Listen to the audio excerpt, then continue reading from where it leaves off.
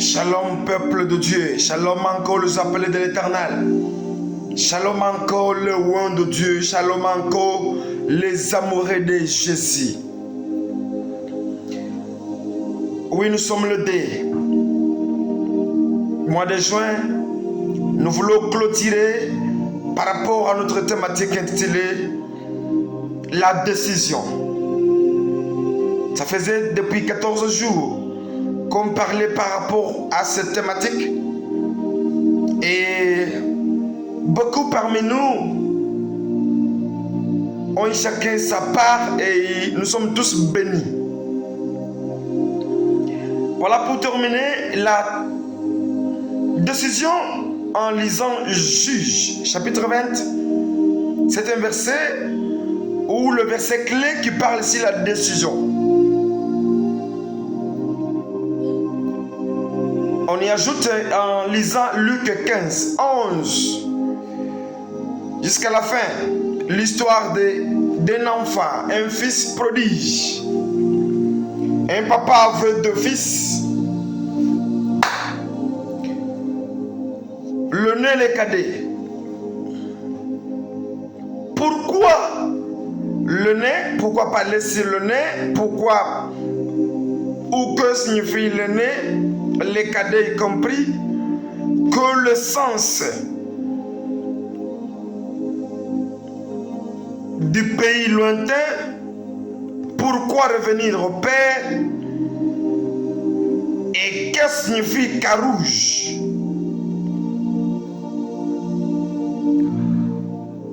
Le fils, il a dit à son père, il a demandé sa part d'héritage. Or, logiquement, un héritier a droit à l'héritage quand le testateur n'est plus vivant. On donne l'héritage aux héritiers au cas où, au niveau que le testateur n'est plus vivant. Là, l'héritier aura droit à revendiquer son droit d'héritage. Mais pendant que le papa était vivant, le fils cadet est venu. Il a demandé sa part à son père. Il a dit, Père, donne-moi ma part. Je suis déjà adulte, âgé, mature, responsable. Je peux assumer ma vie. Le père, comme le souci de tout papa, tout parent, il veut que son fils, il veut voir son enfant prospérer, grandir, devenir. Il a dit, ça va comme vous demandez, ok. Il lui a donné sa part. Après quelques jours dans la maison paternelle, le cadet a pris sa part et il est parti loin de sa famille. Ça nous dit, là qu'il est parti, il a gaspillé tout dans des poches. Il a cohabité avec les prostituées. Il a vécu avec la prostitution. Il a fait de fornication. Il a fait de tout ce qu'il voulait. Le bien mal acquis. Qui est le fils? Le fils aîné, c'est qui? Le fils aîné, c'est l'humain d'Israël. Israël avait Dieu, Israël avait l'alliance, Israël avait la promesse, Israël avait les sacerdoces, Israël avait la loi, Israël avait les patriarches. Tandis que le fils cadet, l'image de la nation, le païen qui n'avait ni Dieu, ni loi, ni sacerdoce, ni sacrificature, ni loi, ni patriarche, ni culte, à part le souillure, à part le péché, à part les abominations, à part l'idolâtrie, et j'en passe. s'éloigner du Père.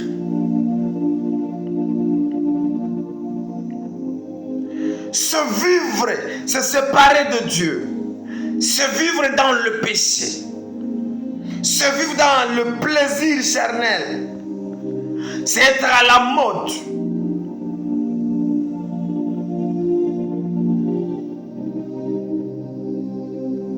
Le cadet, il est parti. Quand il a terminé, il a puisé ce qu'il a hérité de son père. Il a commencé à chercher où travailler, mais ça n'a pas tenu. La Bible nous dit qu'il a souffert. Jusqu'à ce que même ses concubines, avec qui il a abusé, il a terminé, il a gaspillé, il a consommé l'héritage, n'ont pas eu pitié de lui. Tu sais, bien aimé, dans le péché, ce n'est que la mort et la perte.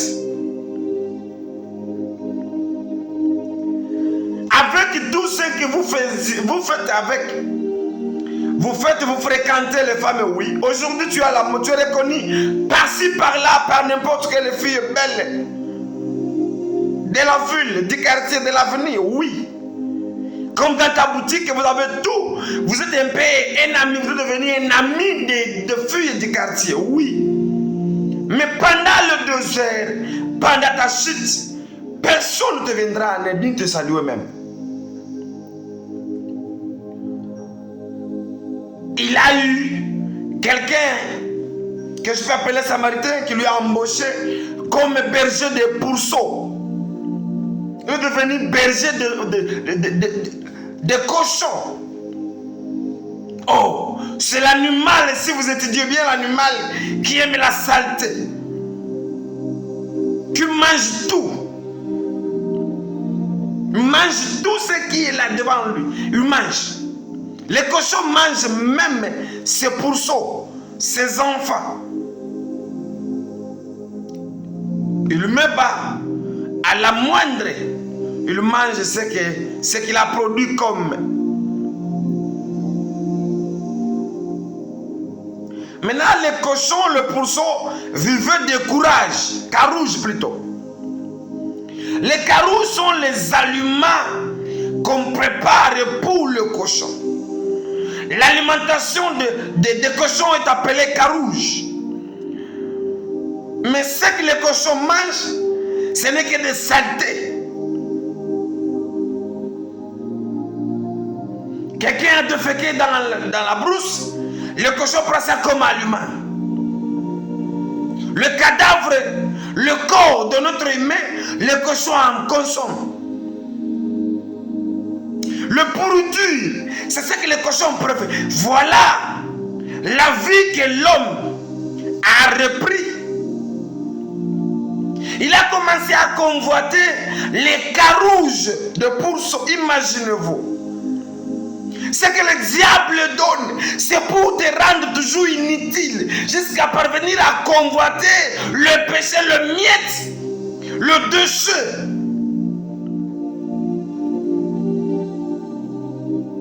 Amen. Voilà, pendant qu'il souffrait, il convoitait les carouges, mais qui lui donnait ça? Ni les cochons que lui gardait n'avaient même pas pitié de lui pour partager les carouges. Il a convoité les carouges 10%. Mais j'aime ce qu'il a pris comme pendant la souffrance. Pendant qu'il traversait les moments difficiles. La conscience lui revenant. Bien-aimé, si dans la vie chrétienne, dans la vie professionnelle, dans la vie courante, tu ne plus ou tu n'as plus la capacité de revenir à la conscience, de marcher selon ta conscience ou de poser les actes après avoir consulté, examiné ta conscience, toi tu es déjà mort.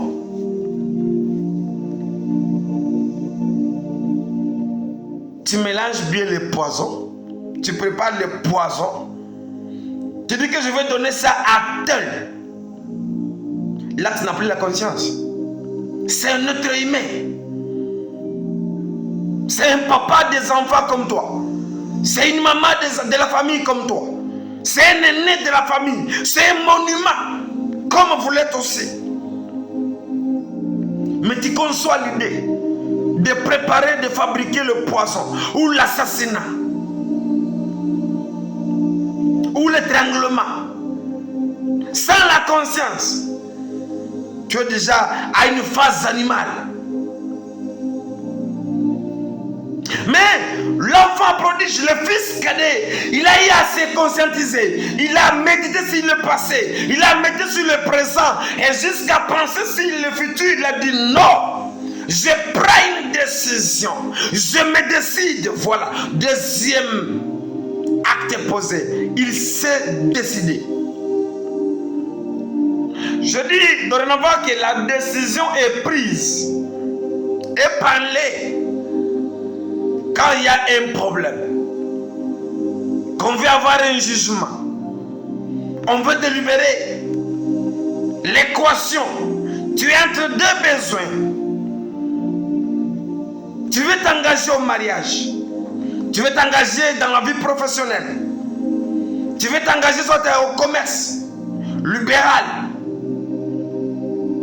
Mais tu veux prendre avant une décision, il y a une cargaison, une série d'idées qui vient à ton idée. Mais avec la multiplicité de questions, de questionnements, tu vas parvenir à analyser, à confronter les idées, voir maintenant la détermination jusqu'à ce qu'il y a parvenir à décider. Le Messie a décidé comment je peux souffrir jusqu'à convoiter les carouges. Même les convoités, je n'avais pas à toucher les carouges. Et combien qui sont dans mon pays, dans ma maison, chez mon papa, je dois rentrer. Chez eux, ils ont à manger. Mais moi, le fils, porteur du sang, le nom, la représentation de mon papa, comment je peux envier convoiter les carouges? Je revais le Père. Je lui dirai, Père, je prie digne d'être appelé ton fils, ni un fils de Dieu, un enfant de Dieu. Je me suis mécomporté, mais accorde-moi la deuxième chance. Pendant qu'il venait, le papa, comme il avait libéré sans le vouloir, l'absence de son fils, le papa s'inquiétait. Il se posait mille et une questions. Est-ce que cet enfant va bien dans la culotte partie? Est-ce que l'inquiétude du père? Et quand l'enfant est revenu vers le père l'a aperçu de loin. Il est venu tout juste. Avec joie, il l'a embrassé. Dans la vie, bien aimé, il faut apprendre, il faut savoir pardonner. Le pardon est une puissance qui libère. Le pardon, bien aimé, c'est un remède. Le pardon, c'est le pansement de plaies qui sont au niveau du cœur. Des paroles blessantes. Les événements malheureux traversés, la situation imposée par soit les connaissances, soit les camarades, soit les voisins. Mais avec le pardon, ça efface. Je m'aimerais parler à mon frère qui me suit, à la télé, à la radio, sur les réseaux sociaux. Bien-aimés, apprenez à pardonner. Comment une année peut commencer? Depuis le mois de janvier 2024, il y avait l'incident, l'incompréhension entre toi et ta femme, entre toi et le pasteur, entre toi et le boss, entre toi et le locataire, entre toi et le bailleur, entre toi et le camarade, entre toi et ton ami commerçant. Mais jusqu'à maintenant, il est enfermé dans ton cœur, dans la prison de ton cœur. Mais vous passez 1 mois, 2 mois jusqu'au 6e mois. Et vous fréquentez le même milieu, même église, même bureau, même avenue, même maison, même parcelle, même chambre avec ta femme. Et le courant ne passe pas. La Bible nous dit que le soleil ne se lève pas. Et parvenir à se coucher, s'il y avait le mésattente, s'il y avait l'incompréhension, n'attendez pas que le soleil se couche sans pouvoir réparer. Il faut pardonner. Il faut se pardonner. Il faut s'auto-pardonner. Il y a des gens qui se culpabilisent eux-mêmes. Moi, je ne sais pas, je ne sais pas. Tu ne parviens pas même à te pardonner toi-même, ton corps, ton âme, ton esprit. Tu dois te pardonner, oui. Tu avais trébuché, tu es tombé. Au moins, tu avais pris un engagement que je m'engage à obtempérer la parole. Je m'engage à respecter les commandements. Je m'engage à refléter la divinité. Je m'engage à produire le fruit du Saint-Esprit. Mais tu es tombé, oui. Tu dois te pardonner. Tu dois te pardonner. Tu dois te pardonner. Et demander pardon à l'Éternel.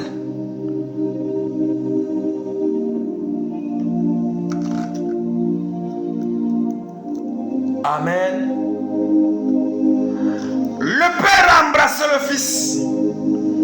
Le Fils a confessé sa désobéissance. Il a confessé son iniquité. Il a confessé sa transgression. Il a confessé ses péchés.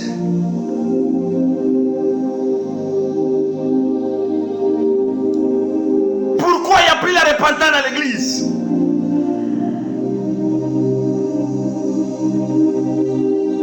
Pourquoi il n'y a plus de prédications qui amènent à la repentance aujourd'hui? Pourquoi il n'y a plus l'exhortation évangélique aujourd'hui qui va susciter la repentance dans l'église? Et les gens veulent toujours: sois, Yamba, tu seras, tu deviendras, recevez, je déclare, je prophète, je peux encore. C'est ce que les gens aiment aujourd'hui. Mais le cri du coq, le chant du coq, la parole évangélique, la parole de la repentance, la parole où on blâme le péché est gardée sous coulisses.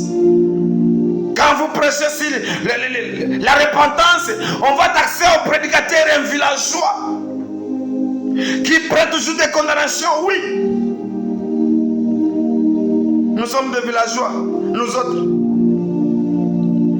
Le presse que vous consommez dans la ville provient du village.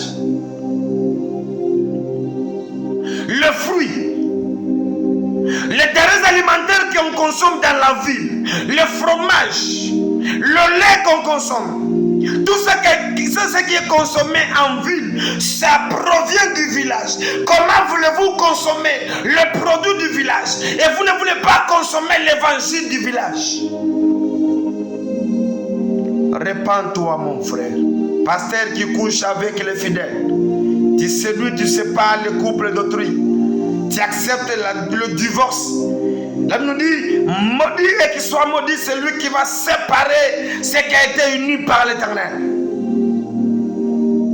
Par la cupidité, comme tu attends toujours la dîme, tu veux et tu espères l'enveloppe venant de tel, tu donnes raison. Au lieu d'unir les gens, lutter qu'il n'y ait pas la division, la séparation, le divorce dans des couples.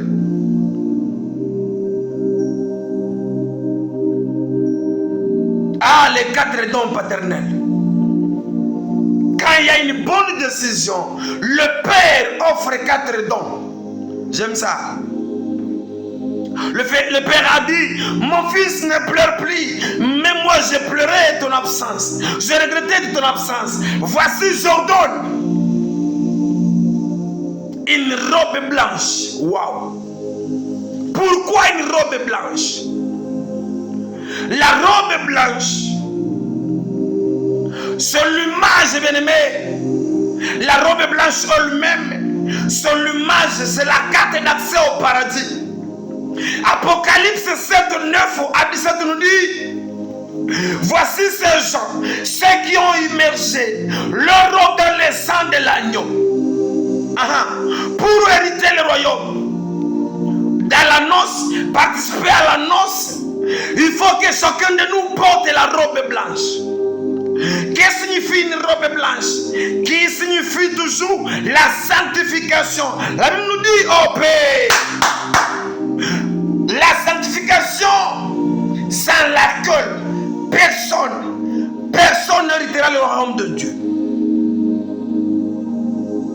La robe blanche veut dire une vie nouvelle. l'identité. On reconnaît un militaire par. On reconnaît une femme mariée, une prostituée, un voleur. Un élève par son uniforme. La robe signifie le travail. La robe blanche signifie la justification.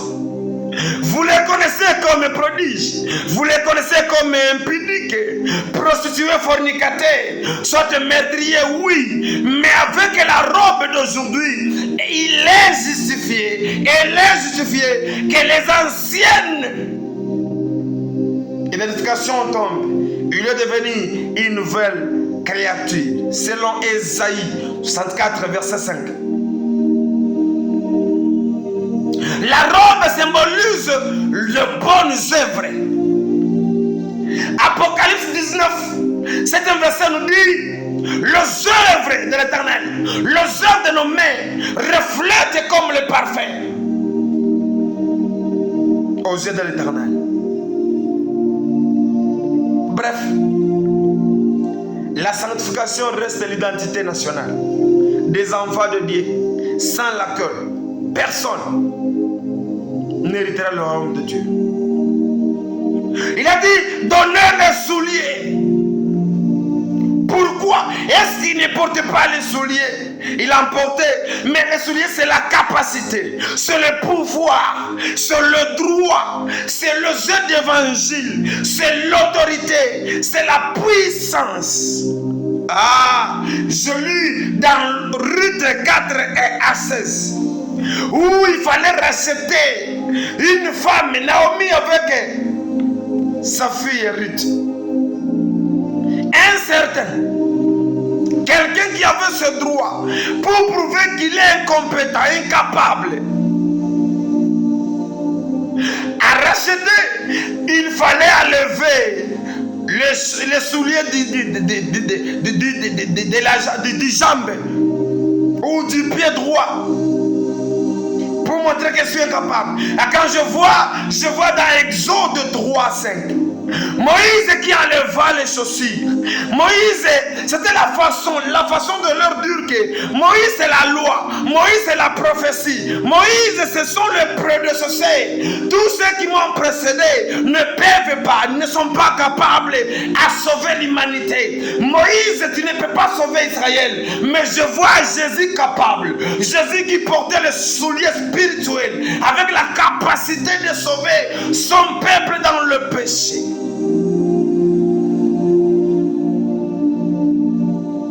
Troisième don, chercher un veau gras, sacrifice. C'est l'expiation du péché. Auparavant, pour ceux qui commettaient le péché, ils consultaient les sacrificateurs avec un bélier, avec un agneau, et le plus pauvre amenant le pigeon, pour qu'il aille demander pardon dans la tente d'assignation. Le veau veut dire les péchés sont effacés. Mais spirituellement, dans la nouvelle alliance, c'est les sacrifices qu'a payé Jésus. C'est le prix du salut, c'est le prix de Golgotha, c'est le passage de la mort à la vie. C'est le pouvoir que Jésus a donné pour nous rendre, nous faire ce que nous sommes aujourd'hui. Luc 24 et 46 nous dit, les sacrifices de Jésus c'est la croix.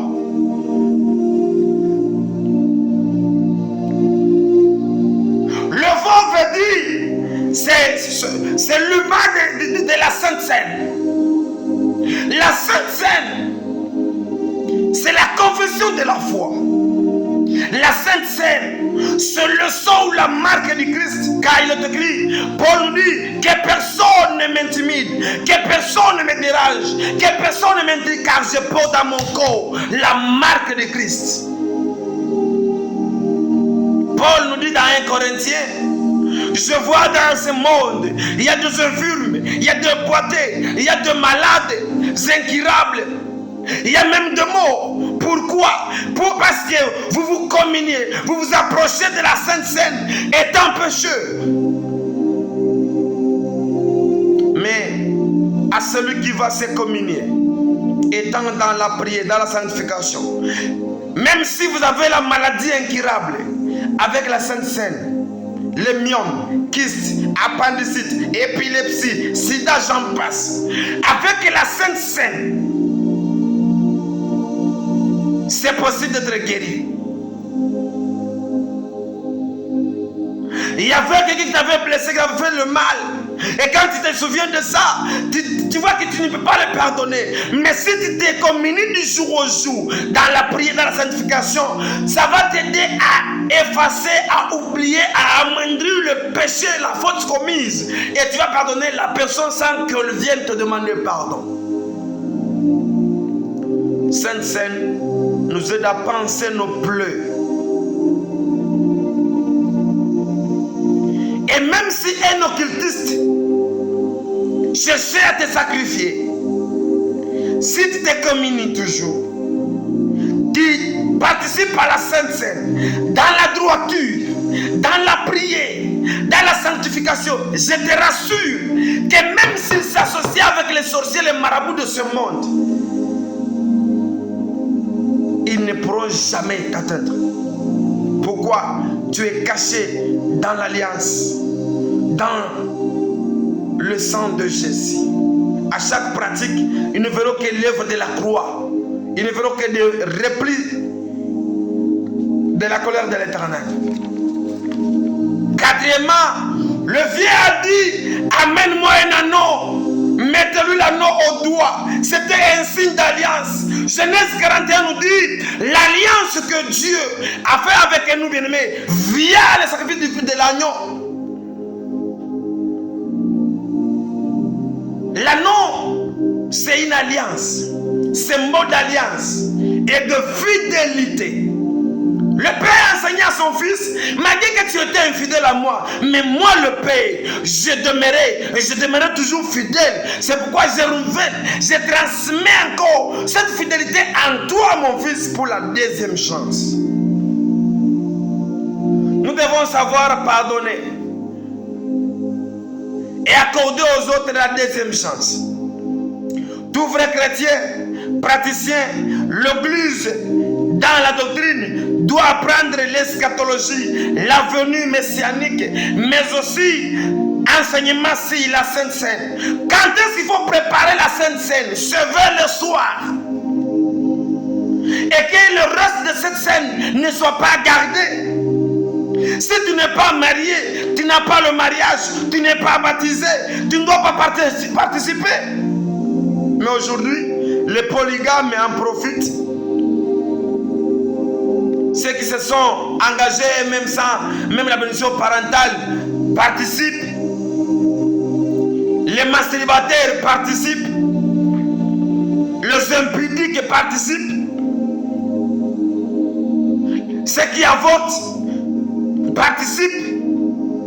Le meurtrier participe. Oui, participe, mais c'est la condamnation que vous consommez. Vous vous condamnez vous-même par rapport à tes actes. Car c'est indignement que tu participes à la Sainte Seine. Chers chrétiens, dans ta vie, dans le parcours, ne manquez jamais la louange et l'adoration. Ne manquez jamais le temps de la parole. Ne manquez jamais le temps où la scène, la célébration de la Sainte Seine. Sont là les 4 forces d'un chrétien, d'une femme épouse, d'une jeune épouse qui est à l'attente de son jeune époux pour la noce. À chaque fois que tu voulais prendre une décision, d'abord il y a une conception. Il faut analyser, il faut confronter et décider. Mais aussi, comme je l'ai prédit, la femme qu'on réclamait ses enfants a consulté Élisée. Élisée lui a recommandé d'aller prêter le vase chez le voisin. Et le vase, je l'ai défini comme le vase, ce sont les principes qui sont derrière tout succès. Ceux qui ont réussi, ceux qui sont au sommet, ceux qui ont vécu peut-être, tu peux les consulter, tu demandes pour vaincre, pour réussir, pour succéder, pour, que dois-je faire? Il ils vont vous donner leur stratégie. Les stratégies, ce sont maintenant les vases. Il faut consulter beaucoup.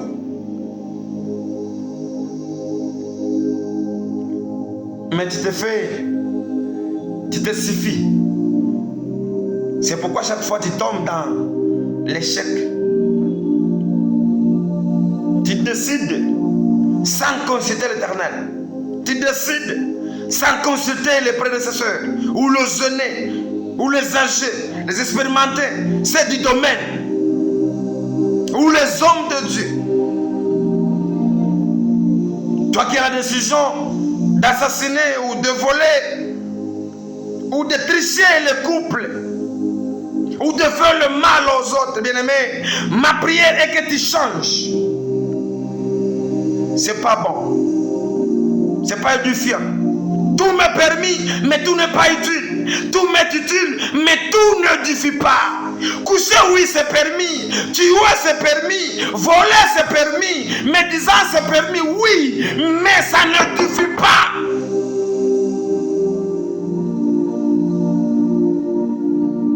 Tu veux abandonner l'église? Oh, Dieu a traîné, il a beaucoup prédit, il a prophétisé, mais ça traîne, je fais le demi-tour. Non, avance encore.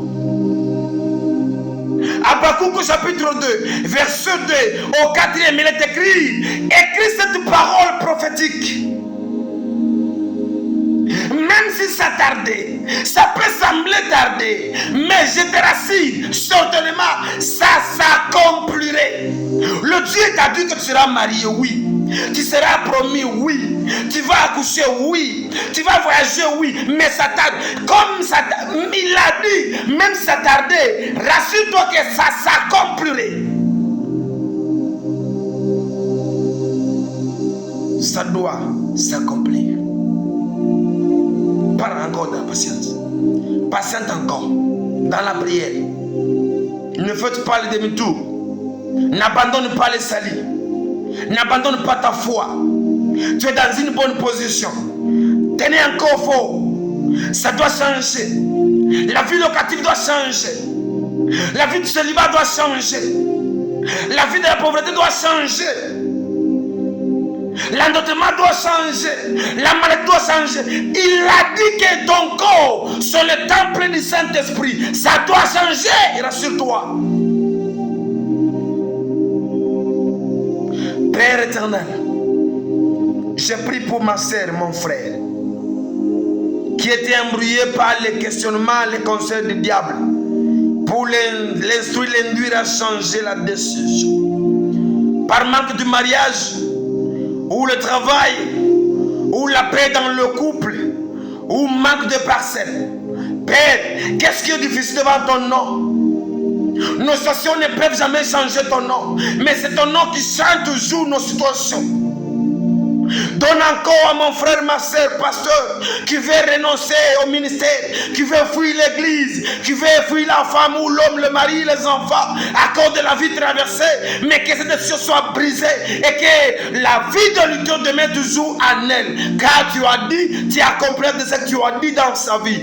Au nom de Jésus, nous avons ainsi prié. Amen. Que Dieu te bénisse. Bonne journée et bon début du mois de juin. Amen.